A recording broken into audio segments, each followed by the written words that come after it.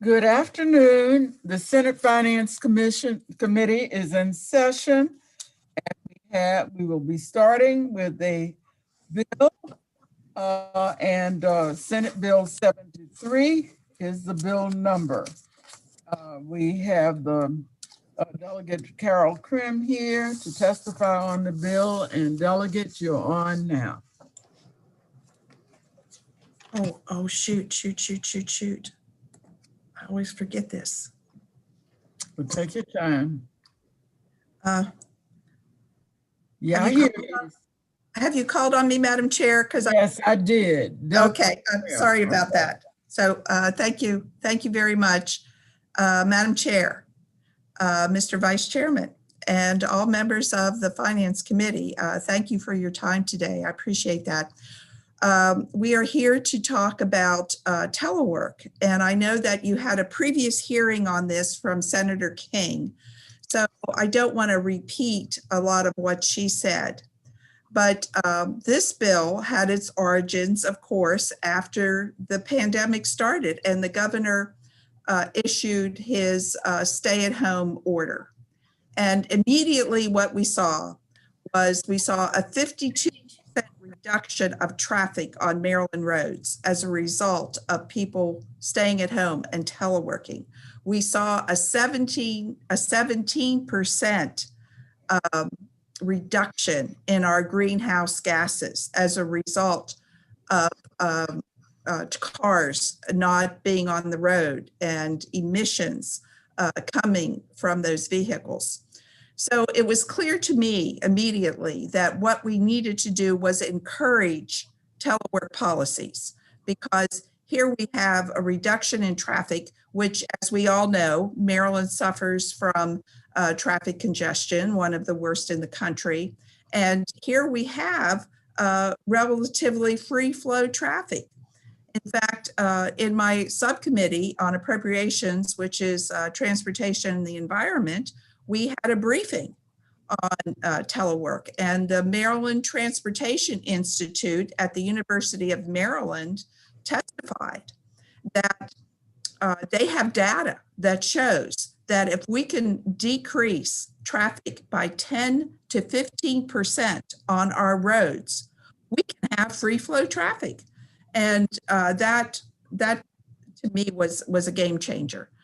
So because I live in Frederick County, we have a lot of traffic problems. I see some people who live in Montgomery County, they have traffic congestion problems. So free flow traffic is like a gift to our constituents in Maryland. And of course, the other benefit of better air quality. If you think about 17% reduction in our emissions after we had that as a result of less traffic congestion, Secretary Grumbles was marveling at the way that we had clean air, and it was wonderful. So I put together this bill, this telework bill, and Senator King agreed to cross-file it. And little did we know at the time that we put the bill in that we would have this federal funding that came into the state of Maryland. And as part of supplemental budget number 5, we have line items in that budget that address telework. So I even noted the pages. So on page 43, there's in the supplemental budget number 5, you can find the $5 million grant program for business there. And on page 49, you can see the line item for $10 million for state implementation of telework. So we have this appropriation set up for our next fiscal year. So we need to provide a framework in order to implement these policies, because now they are funded. So what House Bill 73 does is it creates the Office of Telework Assistance and the Business Telework Assistance Grant Program in the Department of Commerce.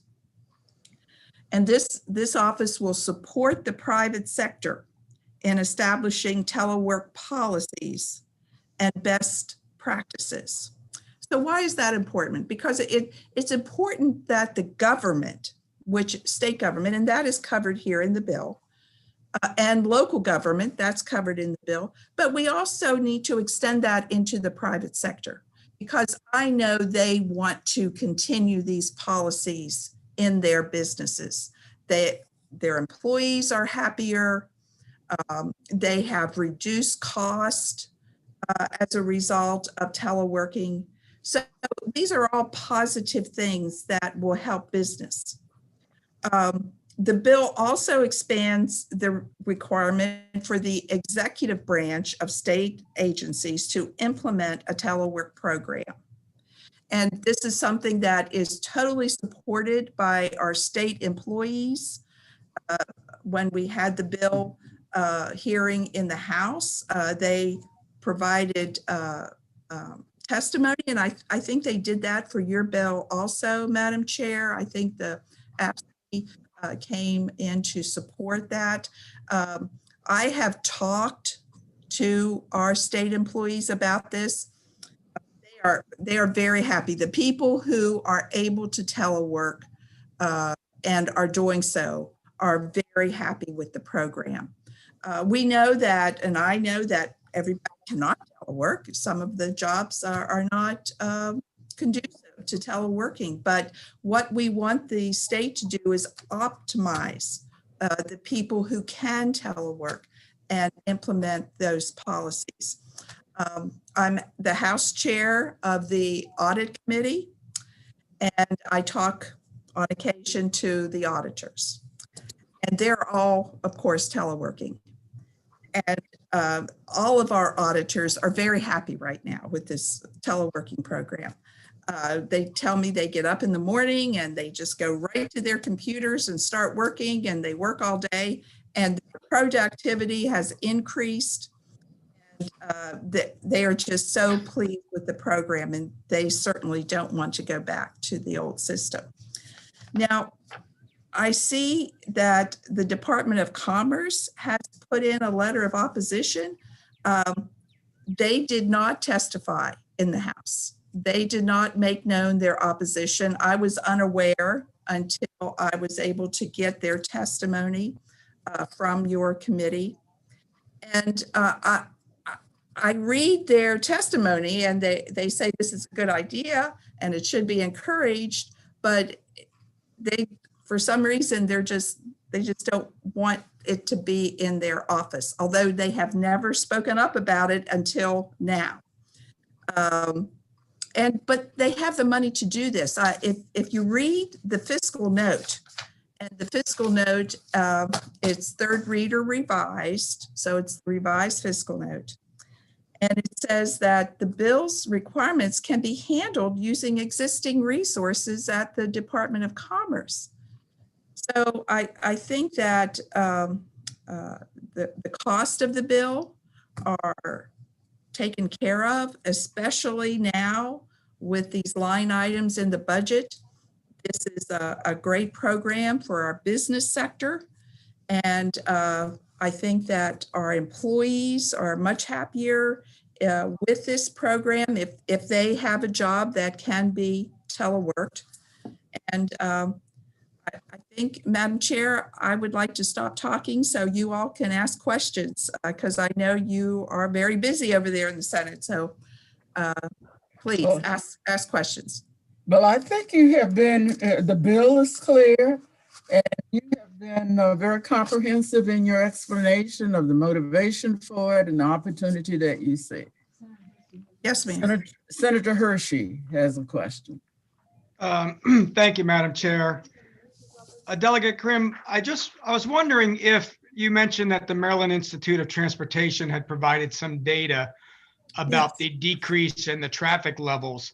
Did they also provide any information if there was a reduction in the use of our public transit system as well? Oh, well, we didn't talk about that, but I can tell you. I know that the Mark Train, because I live in Frederick and I'm vice chair of Transportation Environmental and Appropriation. I've had discussions with the Mark Train director. And I mean, it has gone down significantly, as well as commuter bus. Those are the two areas that I can testify to, because of course that's my focus, Mark Train and commuter bus. Mhm. We have seen reductions. I think we've all read those articles about the reductions in metro ridership and MTA.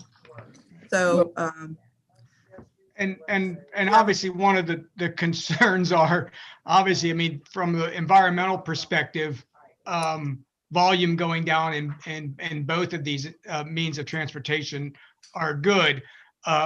From a funding perspective of these systems, not as good.